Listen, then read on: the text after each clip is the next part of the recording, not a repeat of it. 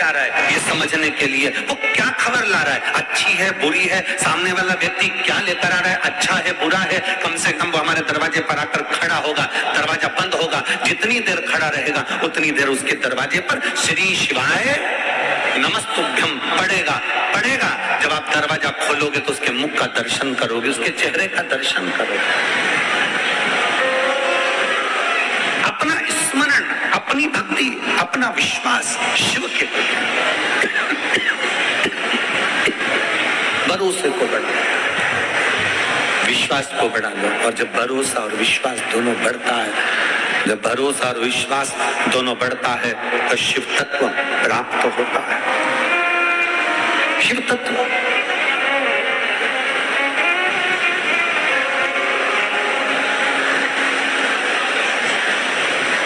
रावण पापी था, रावण दुराचारी था, रावण अधर्मी था। कल हमने कथा में कहा था, पर रावण गद्दार नहीं था। कल कथा में कहा था। कई लोग हमसे कहते हैं गुरुजी हमने सुना है कि मंगलवार को ये नहीं करना चाहिए, कोई कहता है कि बुधवार को बाल नहीं कटवाना चाहिए, कोई कहता है गुरुवार को ये नहीं करना चाहिए, कोई कहता है शनिवार को ये नहीं करना चाहिए, कोई कहता है शुक्रवार को ये नहीं करना चाहिए, कोई के सोमवार को ये नहीं करना चाहिए। शिव महापुराण की कथा कहती है 7 वार मेरे शंकर के हैं। नक्षत्र शिव ने बनाया, काल शिव ने बनाया, पंचांग शिव ने बनाया, समय शिव ने बनाया, घड़ी शिव ने बनाया। इसलिए उसको महाकाल कहते हैं क्योंकि उसने काल बनाया, घड़ी बनाई, पल बनाया, नक्षत्र बनाया, सब कुछ उसने बनाया। रविवार उसका है, सोमवार उसका है, मंगलवार उसका है, बुधवार, गुरुवार, शुक्रवार, शनिवार, ये सब वार उसके हैं। शिव महापुराण की कथा कहती है, कोई कहता है कि हमें रविवार को ये नहीं करना, बुधवार को ये नहीं करना, सोमवार को ये नहीं करना, मंगलवार को ये नहीं करना। शिव महापुराण की कथा कहती है 7 वार तुम्हारी मर्जी पड़े वो करो, पर इतना याद रखो कि 7 दिन तुम्हारा मन पड़े वो करो, पर इतना याद रखो कि 7 दिन किसी के दिल को ठेस न पहुंचे वो कभी ना करो। सब कुछ करो पर किसी का बुरा मत करो। तुम्हारा मन पड़े जो करो 7 दिन, पर किसी का बुरा मत करिए। क्यों? क्योंकि मान लो तुम 7 में एक दिन बाल नहीं कटाओगे तो क्या बहुत बड़े तपस्वी कहला जाओगे? मान लो एक दिन तुमने भोजन नहीं करा तो क्या तप साधना कहला जाएगी? नहीं। शिव महापुराण की कथा कहती है, कोई कहता है मैं प्याज नहीं खाता, कोई कहता है मैं लहसुन नहीं खाता, कोई कहता है मैं ये नहीं खाता, कोई कहता है मैं वो नहीं खाता। निवेदन है, तुम कुछ खा रहे हो ना खा रहे हो उससे मतलब नहीं है, बस इतना याद रखो कि किसी का दिल मत दुखाओ और किसी का हराम का धन मत खा जाओ, बस इतना याद रखो। आप किसी का धन ना खाइए, आप किसी की प्रॉपर्टी ना खाइए, आप किसी का पैसा ना खाइए, आप किसी का वैभव ना खाइए। वो धन कैसे निकलता है, किस रूप में निकलता है, हम पहले भी कथा में कहे हैं। एक 2 भाई थे, 2 भाई सगे 2 भाई।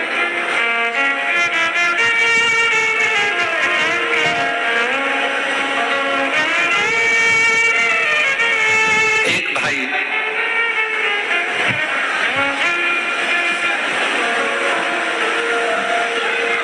कुंवारा था, एक की शादी हो गई थी, घर में पत्नी थी, छोटा भाई था। भाई को एक बीमारी लग गई और भाई को बीमारी लगी और बीमारी लगने के बाद भाई उसके ऊपर खर्चा करने लगा। खर्चा करने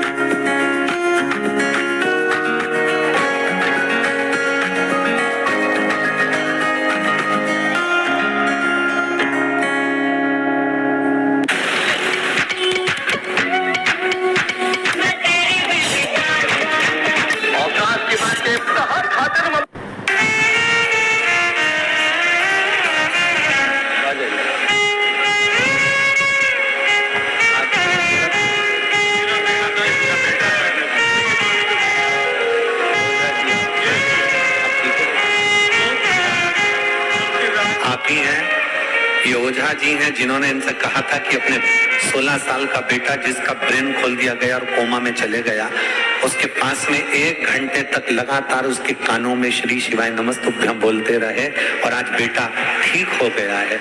ये बेटा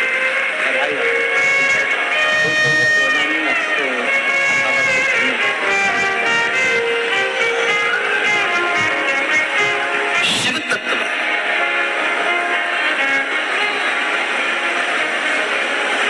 ओघड़ी है। शिव भक्ति कर रही है। 2 भाई, छोटे भाई के शरीर में रोग हो गया। रोग होने के बाद छोटा भाई धीरे धीरे बीमार पड़ता डॉक्टरों को दिखाया, दवाइयां दिलाई, औषधि दिलाई, सब कुछ करा।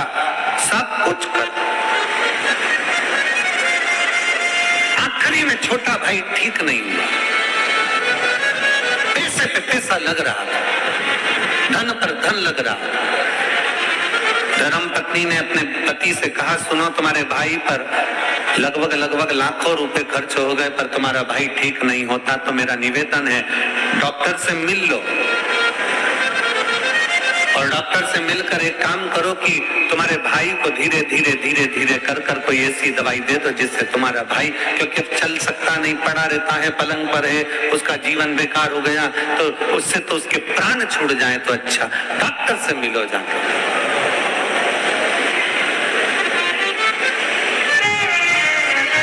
रो मत बेटा, जाओ, रो नहीं, तो बाबा के पास आए हो ना, तो रोना नहीं चाहिए, बाबा के पास रोते हैं।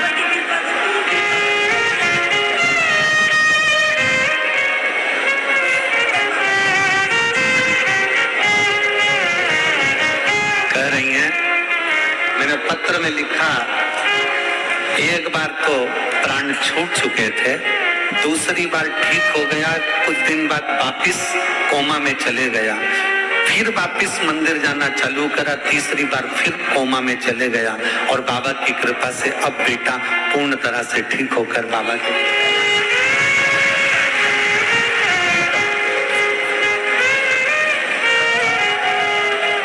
एक शिव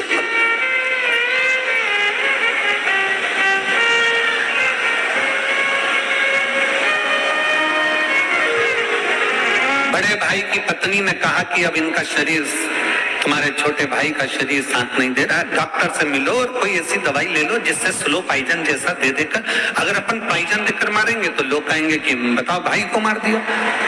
कोई दवाई ऐसी दे दी जाए जो धीरे धीरे तुम्हारा छोटा भाई, अब शरीर में कब तक पैसा लगाओगे, वो शरीर काम का नहीं है। बड़े भाई ने कहा ठीक है, डॉक्टर से जाकर मिले, डॉक्टर ने दवाई दे दी, 2-2 बूंद ये दवाई देते रहना, किसी को मालूम ना पड़े, और वो मरीज गया। डॉक्टर कभी ऐसी दवाई नहीं देता कि किसी के प्राण छूटे। ये बड़ा भाई डॉक्टर के पास नहीं गया था, ये बड़ा भाई किसी हाकिम के पास पहुंच गया, किसी अन्य के पास पहुंच गया और थोड़ा धन देकर उसी को डॉक्टर बनाकर उसी से धन देकर दवाई लेकर आ गया। डॉक्टर कभी बुरा नहीं करता। हमने पहले भी कहा कि डॉक्टर शिव का एक रूप होता है। ये दवाई लाया, दवाई लाकर अपनी पत्नी को दी, पत्नी 2-2 बूंद डालती जाए, देती जाए, धीरे धीरे भाई मर गया। प्रॉपर्टी पूरी हो गई, अपनी जमीन जायदाद अपनी हो गई, समय बीत गया।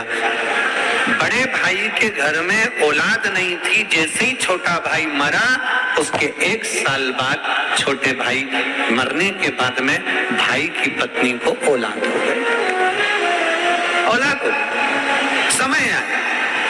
समय आने पर बच्चा बड़ा होकर बच्चा और बड़ा हुआ, बड़ा होने के बाद में फिर उस बच्चे का विवाह होने के बाद उसकी भी पत्नी आ गई, पत्नी आने के बाद फिर उसकी तबीयत उस बच्चे की खराब हुई। बच्चे की तबीयत खराब हुई तो बाप को मालूम पड़ा कि असाध्य रोग हो गया है, जो रोग समाप्त नहीं हो रहा। बाप अपने उस बेटे के पास में बैठा था, बहू रो रही थी, माँ रो रही थी और बेटे के पास रोता आंख से आंसू ढाल रहा, आंख से आंसू निकल रहे। भगवान तूने क्या कर दिया।